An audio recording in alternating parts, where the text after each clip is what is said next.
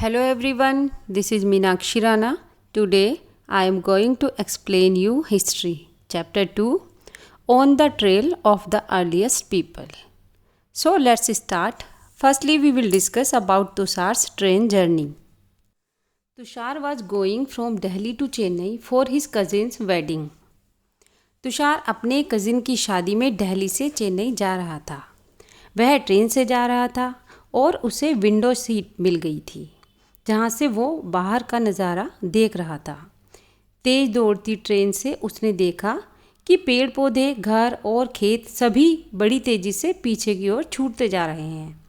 तभी उसके अंकल ने उसके शोल्डर पर हाथ रखकर कहा, क्या तुम जानते हो, लोगों ने लगभग 150 साल पहले ट्रेन से ट्रैवलिंग स्टार्ट की थी।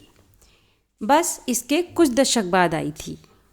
तुषार सोचने लगा कि जब लोगों के पास एक प्लेस से दूसरे प्लेस जाने के लिए सवारियां नहीं थीं, तो क्या वे यात्रा नहीं करते थे?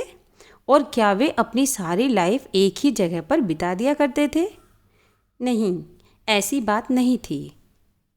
Now we will discuss about the earliest people. Why were they on the move? We know about people who lived in the subcontinent as early as 2 million years ago. हम उन लोगों के बारे में जानते हैं जो सबकॉन्टिनेंट में 20 मिलियन ईयर्स पहले रहा करते थे।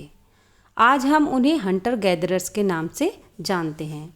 हंटर गैदरर्स के नाम से इसलिए जानते हैं क्योंकि वो लोग अपने फूड को मैनेज करते थे। जनरली वे वाइल्ड एनिमल्स का शिकार करते थे, फिश और बर्ड्स पकड़ते थे, fruits, roots, nuts, seeds, leaves और एग्स इकट्ठा करते थे। हमारे देश में पेड़ पौधों की बहुत सारी वैरायटीज़ हैं, इसलिए पेड़ पौधों से काफ़ी फूड मिल जाता था। None of these things was easy to do. There are several animals that run faster than us, many that are stronger. लेकिन ये सब कर पाना ईजी नहीं था। ऐसे कई एनिमल्स हैं जो हमसे ज़्यादा तेज़ दौड़ सकते हैं और बहुत से एनिमल्स हमसे ज़्यादा स्ट्रॉन्ग भी होते हैं। एनिमल्स का शिकार करने के लिए, फिश या बर्ड्स पकड़ने के लिए सतर्क, जागरूक और तेज़ होना पड़ता है। पेड़ पौधों से फूड कलेक्ट करने के लिए यह जानना ज़रूरी है कि कौन से प्लांट्स खाने योग्य होते हैं, क्योंकि कई तरह के प्लांट्स जहरीले भी होते हैं।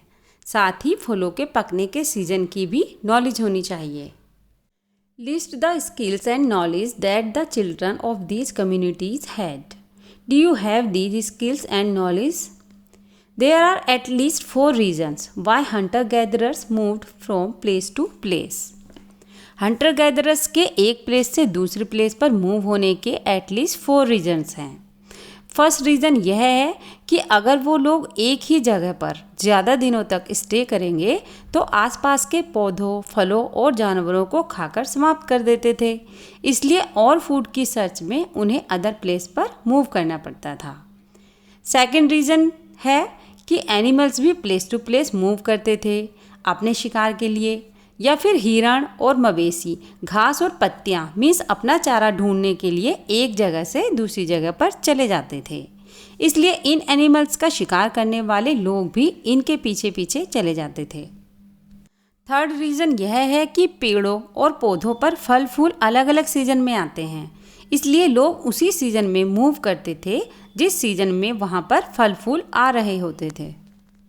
एंड फोर्थ रीज़न यह है कि पीपल, प्लांट्स और एनिमल्स सभी को वाटर की नीड होती है सर्वाइव करने के लिए, और वाटर झीलों, झरनों और नदियों से मिलता है, ये तो सभी जानते हैं।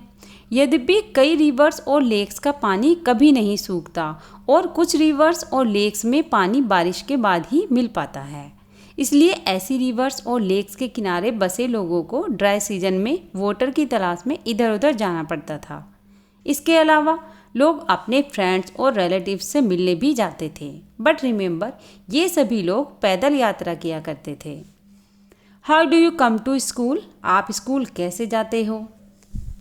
How long would it take you to walk from your home to school? आपको अपने घर से स्कूल पैदल जाने में कितना टाइम लगता है? How long would it take you if you took a बस और रोड अ बाइसिकल? अगर आप बस या साइकिल से स्कूल जाते हैं तो कितना टाइम लगता है? How do we know about these people? Archaeologists have found some of the things hunter-gatherers made and used. It is likely that people made and used tools of stone, wood, and bone, of which stone tools have survived best.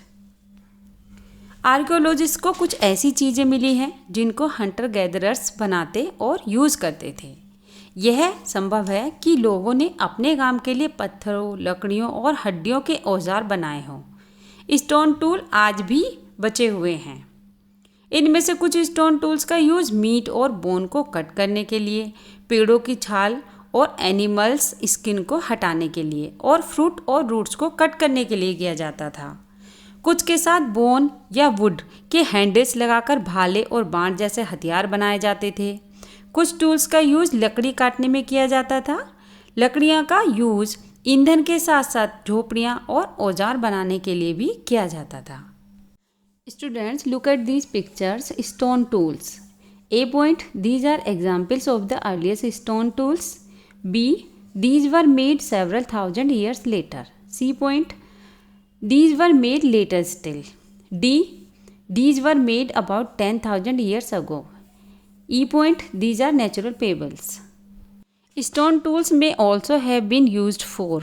Left side देखिए, इन औजारों का use लोगों के खाने योग्य जड़ों को खोदने के लिए किया जाता था। और राइट में जो टूल है उसका यूज़ एनिमल्स की खाल से बने कपड़ों को स्टिच करने के लिए किया जाता था। Choosing a place to live in. Look at map 2 below. All the places marked with red triangles are sites from which archaeologists have found evidence of hunter-gatherers. Look at the map 2 below. इनमें जो red triangles हैं वो sites हैं जहाँ पर archaeologist को Hunter gatherers के होने के एविडेंस मिले। इनके अलावा हंटर गैदरर्स कई अन्य प्लेसेस पर भी रहते थे। इस मैप में कुछ ही प्लेस दिखाए गए हैं। कई साइट्स रिवर्स और लेक्स के किनारे भी पाए गए हैं। As stone tools were important, people tried to find places where good quality stone was easily available. चूँकि स्टोन टूल्स बहुत इम्पोर्टेंट थे, इसलिए लोग ऐसे प्लेसेस की तलाश करते थे जहाँ ईजीली अच्छी क्वालिटी के स्टोन मिल सकें। जहाँ पर लोग स्टोन्स से औजार बनाते थे उस प्लेस को फैक्ट्री साइट्स कहा जाता था। How do we know where these factories were? हम इन फैक्ट्रीज़ के बारे में कैसे जानते हैं? आमतौर पर हमें ऐसी जगहों पर पत्थर के बड़े बड़े टुकड़े मिलते हैं और ऐसे टूल्स मिलते हैं जिन्हें लोग इन प्लेसेस पर छोड़ गए होंगे क्योंकि वे ठीक से नहीं बने होंगे। साथ ही औजार बनाने के बाद पत्थरों के टूटे फूटे टुकड़े भी इन साइट्स पर मिले हैं। कभी कभी लोग इन प्लेसेस पर लंबे टाइम के लिए रहते थे। इन साइट्स को हैबिटेशन कम फैक्ट्री साइट कहा जाता था। Bhimbetka in present day Madhya Pradesh. Some sites known as habitation sites are places where people lived. Bhimbetka rock shelters हैं जो मध्य प्रदेश में हैं। हैबिटेशन साइट्स उन्हें कहते हैं जहां लोग रहा करते थे। इनमें केव्स और रॉक शेल्टर्स होती हैं, जैसी आप इस पिक्चर में देख सकते हैं। लोग इन गुफाओं में इसलिए रहते थे क्योंकि ये उन्हें बारिश, धूप और हवाओं से प्रोटेक्ट करती थी। ऐसी नेचुरल केव्स विंध्या और डेक्कन प्लेट्यू में पाई जाती हैं। ये रॉक शेल्टर्स नर्मदा रिवर के पास हैं। Now we will discuss about sites. Are places where the remains of things, tools, pots, buildings etcetera were found. Sites उन प्लेसेस को कहते हैं जहाँ टूल्स, पोट्स और बिल्डिंग्स जैसी वस्तुओं के अवशेष मिलते हैं। ऐसी वस्तुओं को लोगों ने अपने यूज़ के लिए बनाया और बाद में वे उन्हें वहीं छोड़ गए। ये ज़मीन के अंदर, ज़मीन के ऊपर और कभी कभी समुद्र और नदी के पानी के नीचे मीन्स तल में भी पाए जाते हैं। आप नेक्स्ट चैप्टर में इन डिफरेंट साइट्स के बारे में और जानेंगे। Students, remaining part of this chapter I will explain you in next video. If you like this video, please subscribe to my channel and don't forget to press the like button. Thanks for watching. Have a good day.